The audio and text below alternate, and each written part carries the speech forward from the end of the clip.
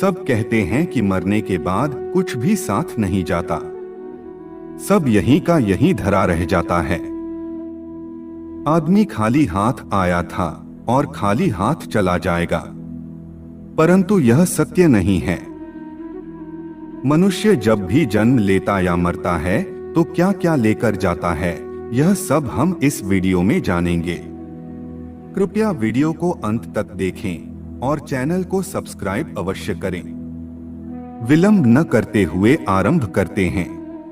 हम अपनी प्रस्तुति का आरंभ श्रीमद् भगवद गीता के अंतिम अध्याय के श्लोक से करेंगे। गीता में श्री कृष्ण कहते हैं कि परित्राणाय साधूनां विनाशाय च दुष्कृता धर्म संस्थापनार्थाय संभवामि युगे युगे। अर्थात पवित्र लोगों का उद्धार करने और दुष्टों का विनाश करने के साथ साथ धर्म के सिद्धांतों को फिर से स्थापित करने के लिए मैं स्वयं सहस्राब्दी के बाद प्रकट होता हूँ। एक समय की बात है, मुनियों ने कश्यप जी से प्रश्न किया कि हे भगवान, आप संपूर्ण धर्मों के ज्ञाता तथा सब शास्त्रों के ज्ञान में निपुण हैं। कृपया बताइए कि पिता, माता, पुत्र, गुरु, जाति वाले, संबंधी और मित्र वर्ग, इनमें से कौन मरने वाले प्राणी का विशेष सहायक होता है? लोग तो मृतक के शरीर को काठ और मिट्टी के ढेले की भांति छोड़कर चल देते हैं, फिर परलोक में कौन उसके साथ जाता है? कृपया करके आप हमें यह बताइए। व्यास जी बोले कि हे विप्रगणों, प्राणी अकेला ही जन्म लेता, अकेला ही मरता, अकेला ही दुर्गम संकटों को पार करता और अकेला ही दुर्गति में पड़ता है। पिता, माता, भ्राता, पुत्र, गुरु, जाति वाले, संबंधी तथा मित्रवर्ग, इनमें से कोई भी मरने वाले का साथ नहीं देता। घर के लोग मृत व्यक्ति के शरीर को काठ और मिट्टी के ढेले की भांति त्याग देते हैं और 2 घड़ी रोकर उससे मुंह मोड़कर चले जाते हैं। वे सब लोग तो उसे त्याग देते हैं, किंतु धर्म उसका त्याग नहीं करता। धर्म अकेला ही जीव के साथ जाता है, अतः धर्म ही सच्चा सहायक है। इसलिए मनुष्यों को सदा धर्म का सेवन करना चाहिए। धर्मयुक्त प्राणी उत्तम स्वर्ग गति को प्राप्त होता है, इसी प्रकार अधर्मयुक्त मानव नरक में पड़ता है। अतः विद्वान पुरुष पाप से प्राप्त होने वाले धन में अनुराग न रखे। एकमात्र धर्म ही मनुष्यों का सहायक बताया गया है।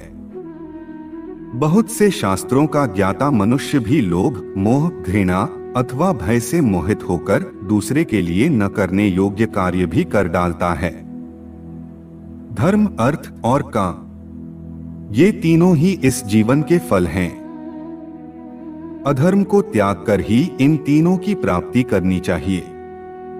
मुनियों ने कहा कि हे भगवान, आपका यह धर्मयुक्त वचन जो परम कल्याण का साधन है, यह हमने सुना। अब हम यह जानना चाहते हैं कि यह शरीर किन तत्वों का समूह है। मनुष्यों का मरा हुआ शरीर तो स्थूल से सूक्ष्म अदृश्य रूप में अव्यक्त भाव को प्राप्त हो जाता है, वह नेत्रों से नहीं दिख सकता। फिर धर्म कैसे उसके साथ जाता है? फिर व्यास जी बोले कि पृथ्वी, वायु, आकाश, जल, तेज, मन, बुद्धि और आत्मा, ये सदा साथ रहकर धर्म पर दृष्टि रखते हैं। ये समस्त प्राणियों के शुभाशुभ कर्मों के निरंतर साक्षी रहते हैं। इनके साथ धर्म जीव का अनुसरण करता है। जब शरीर से प्राण निकल जाते हैं, तब त्वचा, हड्डी, मांस, वीर्य और रक्त भी उस शरीर को छोड़ देते हैं। उस समय जीव धर्म से युक्त होने पर ही इस लोक और परलोक में सुख एवं अभ्युदय को प्राप्त होता है। मुनियों ने पूछा कि हे भगवान, आपने यह भली भांति समझा दिया कि धर्म किस प्रकार जीव का अनुसरण करता है। अब हम यह जानना चाहते हैं कि शरीर के कारण भूत यानी वीर्य की उत्पत्ति कैसे होती है। व्यास जी ने कहा कि हे द्विजवरों, शरीर में स्थित जो पृथ्वी, वायु, आकाश, जल, तेज और मन के अधिष्ठाता देवता हैं, वे जब अन्न ग्रहण करते हैं और उससे मन सहित पृथ्वी आदि पांचों भूत तृप्त होते हैं, तब उस अन्न से शुद्ध वीर्य बनता है। उस वीर्य में कर्म प्रेरित जीव आकर निवास करता है। फिर स्त्रियों के रज में मिलकर वह समयानुसार जन्म ग्रहण करता है। पुण्यात्मा प्राणी इस लोक में जन्म लेने पर जन्मकाल से ही पुण्य कर्म का उपभोग करता है। वह धर्म के फल का आश्रय लेता है। मनुष्य यदि जन्म से ही धर्म का सेवन करता है तो सदा सुख का भागी होता है। यदि बीच बीच में कभी धर्म और कभी अधर्म का सेवन करता है तो वह सुख के बाद दुख भी पाता है। ऐसे ही पापयुक्त मनुष्य यमलोक में जाकर महान कष्ट उठाने के बाद पुनः पशु पक्षी आदि की योनि में जन्म लेता है। इसलिए धर्म या अधर्म पर ही आपका अगला जन्म और मृत्यु के बाद की गति निर्भर करती है। इससे बचने के लिए मनुष्य को सभी अवस्थाओं में न्यायोपार्जित अन्न का दान करना चाहिए, क्योंकि अन्न सर्वोत्तम गति है। अन्नदान से मनुष्य परम गति को प्राप्त होता है। इस लोक में उसकी समस्त कामनाएं पूर्ण होती हैं और मृत्यु के बाद भी वह सुख का भागी होता है। इस प्रकार पुण्यवान मनुष्य पापों से मुक्त होता है।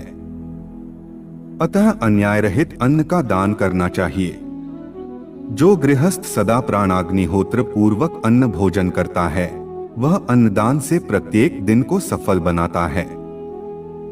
जो मनुष्य वेद, न्याय, धर्म और इतिहास के ज्ञाता 100 विद्वानों को प्रतिदिन भोजन कराता है, वह घोर नरक में नहीं पड़ता और संसार के बंधनों में भी नहीं बंधता, अपितु संपूर्ण कामनाओं से तृप्त हो मृत्यु के बाद सुख का भागी होता है। इस प्रकार पुण्य कर्म से युक्त मनुष्य निश्चिंत होकर आनंद का भागी होता है। उसे रूप, कीर्ति और धन की प्राप्ति होती है। हे ब्राह्मणों, मैंने आपके हर प्रश्न का उत्तर दिया और अन्नदान का महत्व बताया। यही सभी धर्मों और दानों का मूल है। हमारी यह प्रस्तुति अंत तक देखने के लिए चैनल आपका हृदय से धन्यवाद करता है। अगर आपको हमारी यह वीडियो अच्छी लगी हो तो लाइक करें, अपने प्रश्नों को कमेंट द्वारा हम तक पहुंचाएं और सब्सक्राइब करना न भूलें। मिलते हैं एक और ज्ञानवर्धक वीडियो के साथ। तब तक के लिए जय जय श्री राम।